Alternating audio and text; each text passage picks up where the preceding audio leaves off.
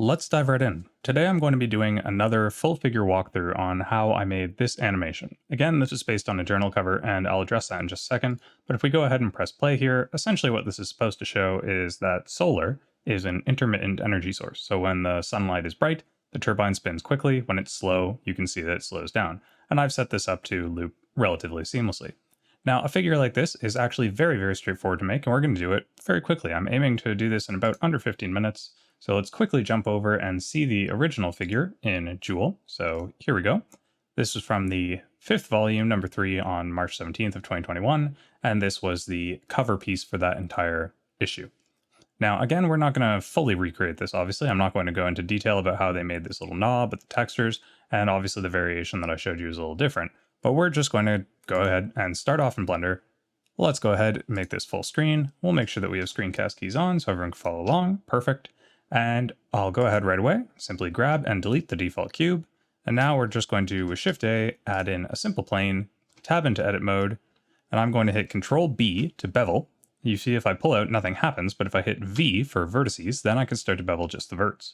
So I'm going to do that, just dragging until right about there. I've got the basic shape of a solar panel now.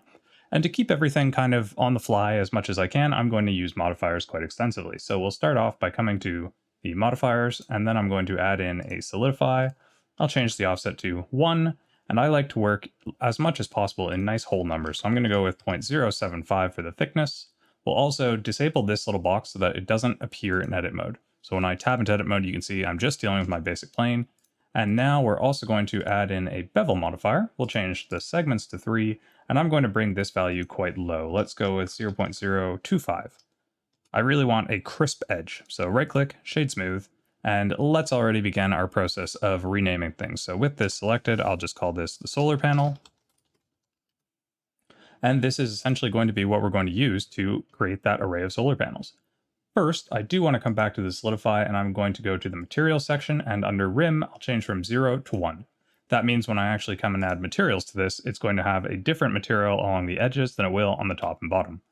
We're also going to now come back to the modifiers and essentially finish this off in terms of all the modeling we're going to be doing by adding in a simple array. We'll change this to, let's say, 1.05. That's a bit of a big gap, so let's go a little bit smaller than that. Perfect. And now we can just add in, oh, sorry, that was 1.025. That's where I wanted. And let's add in a decent count. We'll start with 5. We're then going to grab this or just hover over it, hit Shift-D to duplicate that. And we'll change to 1.025 in the Y direction, 0 in the X, and we now essentially have our grid of solar cells. So I'm going to add in a simple ground plane here. So I'm just going to grab this, tab into edit mode, and so that I can keep using the same space, I'll scale this out in this direction, just moving that. So G and X to move, and then G and Y to move out here, something like that. The problem with the array modifier is I can't get it to go outwards from the center, so I'm going to have to do that with my plane instead. And we'll right click on this plane and we will move the origin to the geometry right there. So now I can scale from the center of the plane by selecting everything, and I've got a nice background. And we're already in very good shape, most of the simple modeling done. We'll also take this as an opportunity to rename this to background plane. And I'm going to grab my camera, my background plane, and my light, and move those to a new collection. So M, and we'll just call this camera, background, lights. Perfect. So now all of our other elements, namely the solar panel, will live up here. We'll also click the funnel and we'll enable some of these extra options. So I do want to enable this just because I don't want to accidentally click and move my background plane. So I'm going to uncheck the selectable so I can no longer grab it. So if I grab anything, it's just going to be my solar cell. We won't worry too much about the lights for now and the camera. So we'll hide everything there. And we're basically going to do all of the material texturing very easily. Let's start by coming to Edit, Preferences, Add-ons, and make sure that we have Node Wrangler enabled. So there it is, check marks right there. Now I'm going to open a new window, change it to a shader editor, and hide that, and we'll simply add a new material. So you can see that's in slot 1. This is going to be our solar material. So we'll call that solar cell. And again, like I said before, we're going to add in a second material, and this is going to be the rim. So we'll just call this metal rim. For the metal rim, for now, we're just going to add something very simple. I'm going to actually use a slightly higher roughness than I would normally, but we're basically going to make a silver. And if we were to come into a material preview, you'd be able to see already there is a silverish metal there. So if we make that more obvious, we can just change the color. But for now, I do want it to be something like this. In fact, we'll give it a slightly blue tint, and we'll make it a little darker. Perfect. But what we really want is our solar cell material. And this is actually very, very easy to access. So we're going to start by coming over to Chrome and coming to ambientcg.com. So formerly cc0textures.com. Everything here is free, public domain. It's now under a new name, but very simply, if you actually still look up cc0textures.com, it will just redirect you to AmbientCG. So I'm going to come to the assets, going to go to search, and I'm going to look for a solar cell. You can see I've got a number of options readily available to me. So I've already downloaded one of these. I believe it's this one. And in terms of the quality, because what it's going to give us is a grid, a large grid, I want a higher resolution because I'm going to narrow the cell to a single panel. And in this case, I think I'm working with a 4K texture. You could definitely get away with 2. It'll really depend on how zoomed in your camera is. But I already have that downloaded, so we're going to come back to Blender. And now that we've made sure, once again, so edit preferences add-ons, once we've made sure that we've enabled Node Wrangler, we can simply click on this principled BSDF, hit Control, Shift, and T, and now I'm going to navigate to where I have the textures. So I've just saved them here. We'll go with the 4K version, and I'm going to box select all of these and just hit Setup. And that's going to give me everything right away. So you've noticed, obviously, like I said, it's a huge grid, and we don't quite want that. We just want one of them to be focused and cover the whole panel. We're going to solve that problem by opening yet another window, changing this to the UV editor this time, and coming back to our original panel right here. We're going to, once again, disable all of these in edit mode, just so that when we tap into edit mode, we're only dealing with the one panel. I'll hit 7 for top view, A to select everything, and now you can see in my UV window, I can actually see everything. So I'll box select all of these, S to scale, drag it in until it's roughly the size of any one of these panels, and then I'm very, very simply going to scale it just a little bit more and move it over here. We'll scale it up until it's just on the edge. We don't want it to quite touch the contacts because we're going to do that with just having distance between them. And that's pretty good. So right now we have our panel. If we wanted to, we also have options in the array modifier under UV, so we could try to create offsets between them. And what I mean by that is if I just drag one of these values, you'll notice that many of them are shifting. So I'm going to hold down Shift and drag. And this will work if you have a small number of panels. It might fall apart if you end up adding a lot of them. But the idea is here, just create a very small offset, or an offset such that the next panel over is a little bit different than the one previously. Something like this. And you can see what I mentioned before, it sort of falls apart once you get to the edge here. And if we were to do it in the other direction, the V direction here, it would do the same. But now what that means is that we're just sampling a different area of the UV map. So instead of being exactly what is here, you can see this one's a little bit different. Now they are all the same in rows, so you can see all of these are the same, all of these are the same. And we could try and do an offset here. Again, same idea. We're just going to shift the V value until we've got something a little bit different. Something like that. And let's see how we're doing up here. Not bad. So now we have a reasonable amount of variation in our solar panels, and that was pretty easy. We're going to bring our camera and our background back into view, and we'll close these other windows. Sorry, we're just going to actually close those windows. Perfect. And I'll close that. And now we can actually get started setting up basically the rest of our scene. So I'm going to hit Control, Alt, and number pad 0 to bring my camera to this view. And there's actually a trick to this one, because when the camera is aligned, it's actually zoomed in quite a bit. So if you're familiar with cameras and some of the aspects of them, when we come to the actual settings for the camera, the focal length that I need to use here is quite a bit higher. It's actually going to be closer to a 75 in terms of the lens.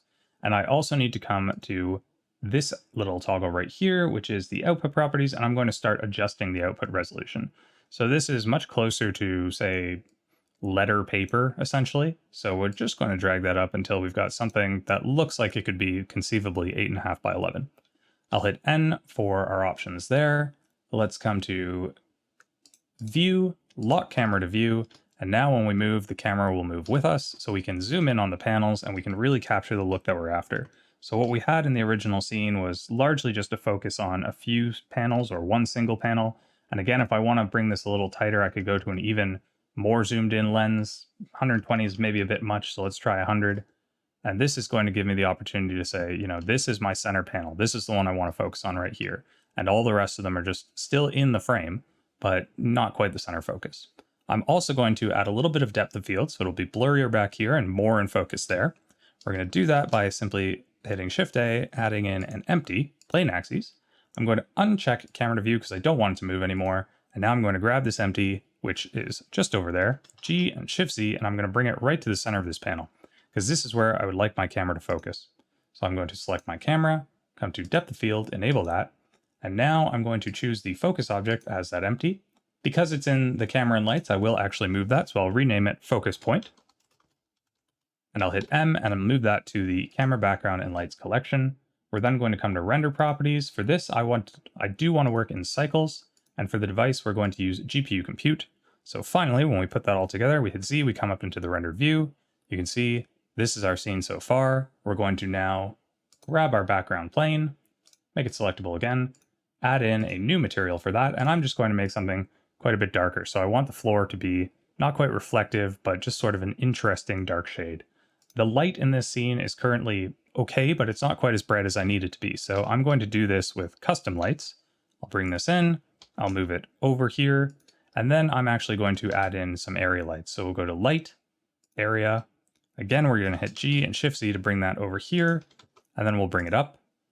10 watts is way too low for this, so let's go with 1000 to start. Bring that up as well. And I would like this to kind of come in from the side. So I'm going to move it off to here, hit R and Y to rotate in that direction. So it's now coming from the side. And we're going to add some tone to the light. So we can make it a little bit yellower, just for something maybe closer to sun. That's not quite what I'm after, but a similar-ish effect. You can see what I mentioned before with the arrays, where each one of these now looks pretty similar going in the distance. And sometimes, honestly, I find it does look better if you don't change the UV at all. So for today, we're just going to make all of the panels essentially identical. And I do personally think that looks better because we're not now drawing attention to the fact that they're different. Now this is pretty good so far, but I do want to get that depth of field effect in there. So we're going to grab our camera, come back to the depth of field, and realistically for the dimensions that we have, this is actually the way it would kind of be, but I would like to force its hand here. So I'm going to change the f-stop number to a kind of unrealistic value. 2.8 is pretty normal for cameras. For really fast lenses, you might get, say, 1.2, but we're just going to push it and really go for something kind of whole hog. Let's go 0.4, maybe 0.8. Let's try for 0.8 to start, and I'll bring our focus point just a little bit closer. Now you can see I've got that nice blurring in the background, and the foreground is in focus. The other thing that maybe I'd like to do is just explore different lighting. So I'm not going to actually set up the lights in this fashion yet, but I'm going to come to this little box, uncheck Scene World, and this is going to give me access to any HDRIs that I have. So by default, you should have about 8. I've added a few more, but this is just to let me say, you know, maybe I would like it better if it was in a lighter blue. Maybe I want kind of a sunny, grassy field look to it. How would the panels look if they were being prepared inside in an industrial facility? Or what would they look like in an actual photo studio? So you have all of these options, and then, you know, I actually quite like this one, so I think I might use this for the final scene. I'm going to change some aspects of the panels, namely, I would like my metal rim to be quite a bit darker, because I think it's going to add a little bit more substance to it. There we go, I'm very happy with that. And again, so this light that I have is now a bit of a distraction, the area light, which again should be moved into the appropriate collection. So we'll make this blue, and let's just try that for now. That's not bad. Let's see what it looks like without. So I do like having the extra light. I'm not quite thrilled about the color yet, but that's something that we can sort of figure out. This is actually not bad, so a softer, sort of cooler tone. Yeah, I'm reasonably pleased with that. We're going to go ahead from here.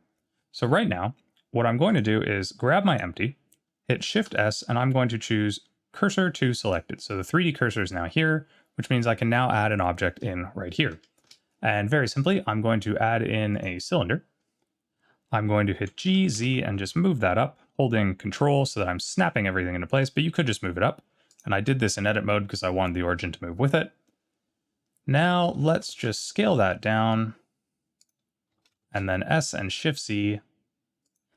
We'll come back into solid view, go into a top frame, and what I want is for this to kind of be sitting right about there. That should be fine. We'll come to a side view with 3 or 1 on your number pad, bring that down, and that's not bad.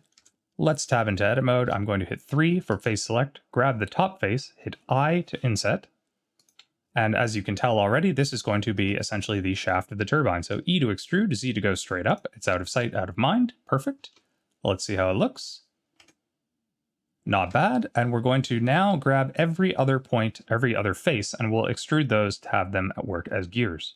So back in solid view, grab one face, hit shift, or hold down shift rather, and click the next face over. So not the immediate one, but the next one. Then I'm going to hit control shift plus, and I'll just keep hitting that until I have everyone selected. Just like that. Alt E, and now we're going to extrude along normals. So I'm going to bring that out. And there we go. That is essentially the little turbine for our gear. In this case, we would actually probably like to shrink that down just a bit. So I'm going to come into a side view, hit Z for wireframe in edit mode, 1 for vertex select, draw a box over all of these, and then G and Z to bring them down. I just want that gear to be a little bit smaller. Something like that would be just fine. Now to add a little bit of a smoother edge, we'll add a bevel, and again, 2 to 3 segments on this.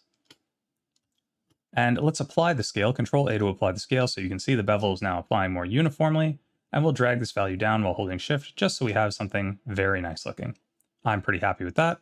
Right click, shade smooth, and let's come to the object data properties and auto smooth the normals. You might have noticed that there's a little bit of an interesting effect going on this surface, and there's a few ways we can try and solve that. The first is we're going to add a weighted normals, and you can see that's actually solved the problem, so we're not going to do anything further from there. Problem solved. Z back into the rendered view, 0 for the camera, and I now just need to add a little bit of materials to this turbine. So in the original, I believe I just went with a pretty simple metallic material. Let's bring the roughness down a little bit, and we'll make it darker in this case. You could obviously also add an image texture or some kind of shader to this, but this is actually going to do pretty decently for our purposes. In terms of setting up the animation, this is pretty simple. We're going to key the light so that the strength of it will either be brighter or darker. So as I showed before, when we hid the light, everything was quite a bit darker, and this is going to convey what we want pretty nicely. So I'm going to simply, on frame 1, which is where I'm going to start, I'm going to right click and insert keyframe on 1000 watts. Let's say I'd like it to get dark at around 36 frames in. I'm going to have this be 72 frames in total. In fact, I'll actually end on frame 71. And from here, I'm going to have it drop down to essentially, let's say, 10 watts. I'll right click, insert keyframe there. And then when we come back to frame 72, which you can see is just after the last frame, so it'll seamlessly go into the next one, we'll bring it back up to 1000 watts. Right click and insert keyframe. And that should be good. So let's just quickly check that. We'll do that in material preview if we can. Is it going to get brighter and darker? We cannot do that in material preview, so we'll do that in the rendered view. So it's bright. There's about 36, it's dark. And now it's bright again, perfect. And what we would like is to have this full thing spin kind of one rotation, but faster early on and then slower after that. And the way that we're going to do that very simply is select your turbine, which we're going to rename Turbine. I'll hit I and add a rotation keyframe. And now, again, I'd like this to go 360 frames. So I could just go straight to frame 72, hit R, Z, rotate 360, and then add another keyframe. But I want to go a little bit faster early on, slow down right around 36 frames, and then speed up again. So instead, what we're going to do is we're going to come to about 24 frames, and I'm going to say, let's go ahead and just quickly take 36, and we're going to rotate early on by R, Z, and if half of it would be 180, let's do 150. You can see if I open the side panel here, I've done 150, so we'll go ahead, we'll add that in, we'll add that rotation frame, and then we'll go up to frame 36 and another 12 frames on the other side of that, so let's go to frame 44. That all should add up, yes, and then we'll rotate by another. Let's say I'm going to try and get, what does the math come out to here? 50, 50, 60. So we're just going to do another 60 here. So RZ 60. Yes, that should be good. And then we'll go ahead and hit I, add the rotation keyframe. And finally, we'll come to frame 72, RZ, and another 150. And now I'm going to add a rotation keyframe there. Now with all of these frames selected, so I want to make sure that they're all selected, I'm going to hit T. I'm going to make sure that I choose linear. That way, if we come back into solid view, so we're not going to see the lights, but what we're going to see is the effect of this animation. So it's going to spin quickly, it slows down, and then it picks up again. And it's going to do that pretty seamlessly. The linear part is what makes it go seamlessly, but the changing the frames in between is what's going to make it match the light or dark. And if we were to simply go ahead and come to the rendered view now, obviously I can't quite show this in real time, but we'll try a little bit of viewport denoising and see if that will play along. So if we go ahead and press play, you can see it's bright, it's getting darker, it's slowing down, and then it gets bright again and it speeds up. And it's going to do that kind of on a seamless loop. And so from here, we would simply go ahead and do the actual export and animation if we were happy with everything else in the scene. I'm going to quickly come to the camera and then just come down to the viewport display and basically isolate our scene. So if you change this value, which I've not quite mastered the pronunciation of, I believe it's passe-partout, but I'm not sure if it's French or not. And then if you bring that up, then this will go quite nicely. Again, if we really wanted to, we could also move our focus points that's on the turbine, because that way it's going to be a little bit more crisp. And this is essentially how I made that animation. In terms of the actual export settings, let's quickly run through all of that. So because this has no glass or anything like that, and we're going to do it in cycles, we can get away with quite a bit of stuff. We're going to use probably just 100 for the render samples. We'll use a render denoising. I have an NVIDIA card, so I'm going to choose optics. Under light pass, I don't need nearly 12 bounces because again, there's no glass, so we're going to shift all of these to 4. So you'll notice I just held down left click and dragged over that and let me change them all at once. So 4.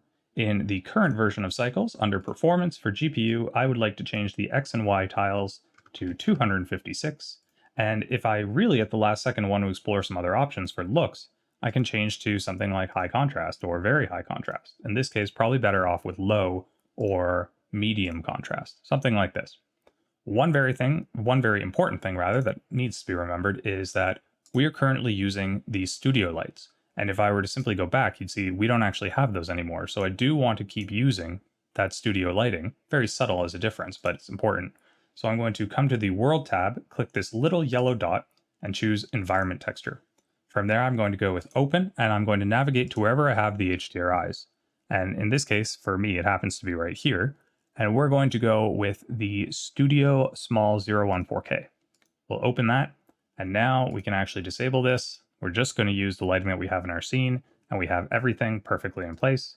We could also, if we wanted to, change to film transparent and transparent glass. We don't really need to do that because we're not necessarily working with those things. But from here, we can finally go ahead, come to the compositing node, hit Use Nodes. I'm just going to quickly open this, come over to the View Layer Properties and add Denoising Data. Shift A in the Compositing tab, add in a filter, denoise, and put it right here. Connect the normal to the normal and the albedo into the albedo, and this is going to be our composite. If we return to our layout now, we can just set up the render settings and we'll be good to go. So let's go to the output properties. I'm going to choose whatever directory I want. So in this case, I believe this is in my experimental folder. So we'll just call this rotating solar display. Accept that. Under the file format, I'm going to change to FFmpeg video. And for the encoding, I'll use MPEG-4 with a perceptually lossless or lossless quality. Either one should be just fine. And from there, all we would have to do is simply go ahead, come to render and render animation. And that would output the final file. I'm not going to do that right now just because it would take a little bit of time to actually render, but the final product is essentially something very akin to this. And this is exactly how I made this using a solar cell texture on a very simple plane. You can adjust the thickness anytime. You can see that my gear ended up having more teeth to it just because I used a cylinder with more teeth at the outset. And it's the same idea of having the light and the speed of the thing match each other as you animate. A little bit of depth of field in the back, and that kind of wider aspect ratio of the camera with a little bit of blurring as you move away from the area of interest. But that is, start to finish, how you make this entire figure. A little bit longer than I anticipated, but hopefully there are some interesting tips in here. And this is something that, again, we added a ton of extra time to do the animation, but if you just wanted the basic figure, very simple, grab a plane, extrude it out, get some image textures in there, and, bing, bang, boom, you're pretty much done. You've got yourself a nice solar cell pretty easily. And of course, as mentioned before, we can adjust it at any time. We can make our panels much, much thinner, much thinner if we really wanted to. In fact, we could also animate it so that the panels grow in. We could make them big and thick, chunky panels if we really wanted to do something like that as well. But this is a very simple thing to do. It's a fun figure to make, so if you're interested, absolutely, I hope you will share this with me if you make something similar. You can do so on Twitter or Instagram at CGFigures. And other than that, thank you as always to my patrons for their existing support, to you for your interest in this. I hope you use it to go make some fantastic figures of your own. And until next time, you have yourselves a great old day.